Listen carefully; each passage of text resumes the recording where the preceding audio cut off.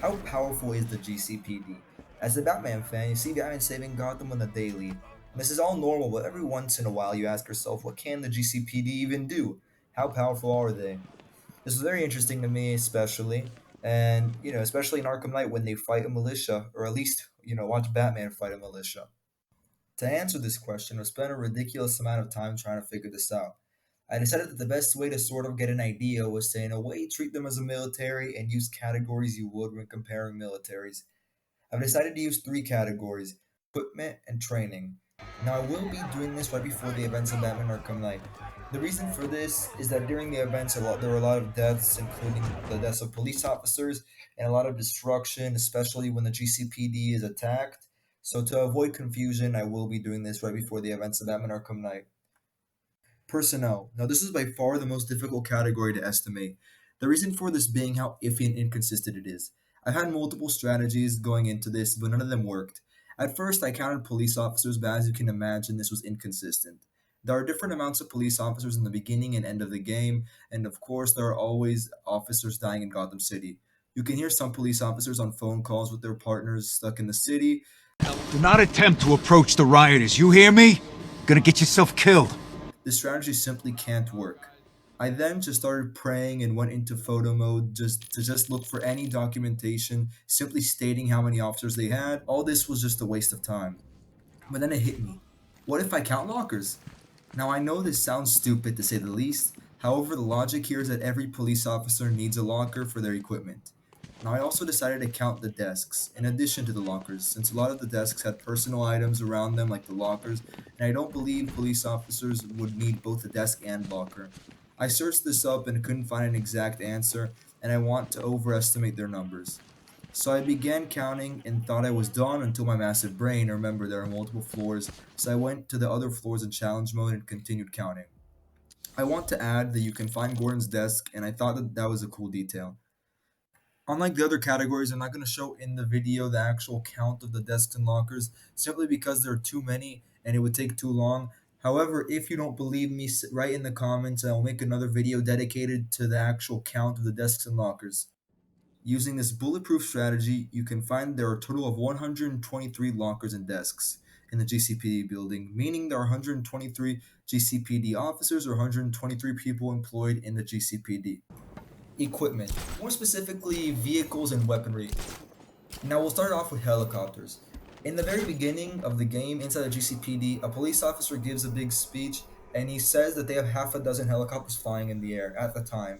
Outlying patrols searching for Scarecrow in Bristol, Kingston, Drescher, Otisburg, and Port Adams. We've got a half dozen choppers patrolling the skies, but Now, the reason this isn't solid is because he says they have half a dozen in the air, meaning they might have more just not in use currently. And in the very end of the game, you can see a total of 11 helicopters flying around.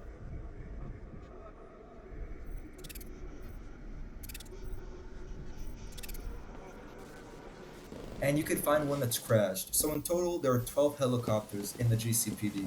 Vehicles. Now I want to address the scene in the Nightfall Protocol where police vehicles leave the GCPD.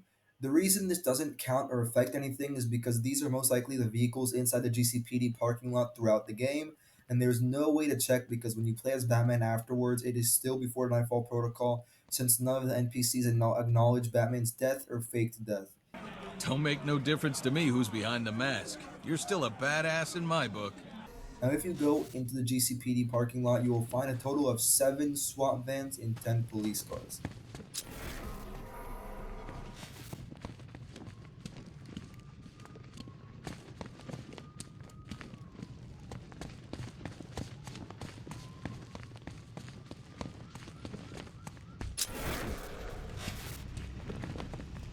In addition to this, a police officer in the beginning of the game gives a speech. outlying patrols searching for Scarecrow in Bristol, Kingston, Drescher, Otisburg, and Port Adams. We've got a half dozen choppers And patrolling. he mentions police patrols throughout Gotham City. He lists 5 locations and says they have patrols in each.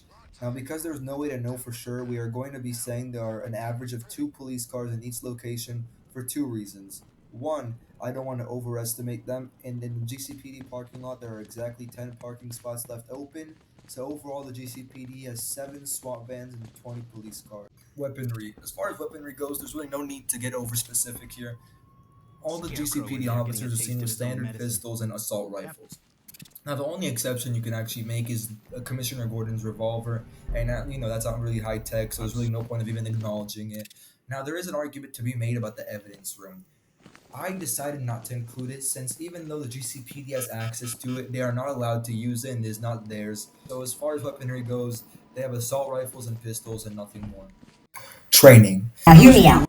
The GCPD might look very, and I mean very incapable, but you have to remember we play from Batman's perspective, who is one of DC's greatest hand-to-hand fighters.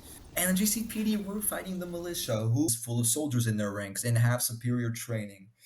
Now, you do see GCPD struggle with common criminals all the time, and I can't really make much argument there.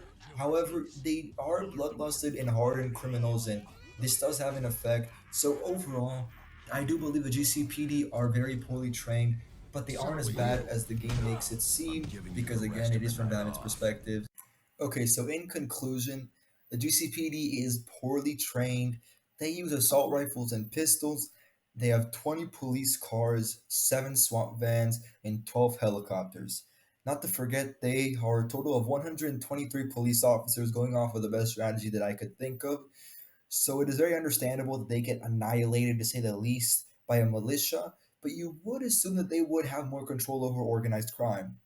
Anyway, this was the most accurate I was able to make this, and if you enjoyed, please like and subscribe because this video took a long time to make. Part 2 will be the GCPD versus Bloodhaven Police, which I'm very excited to make.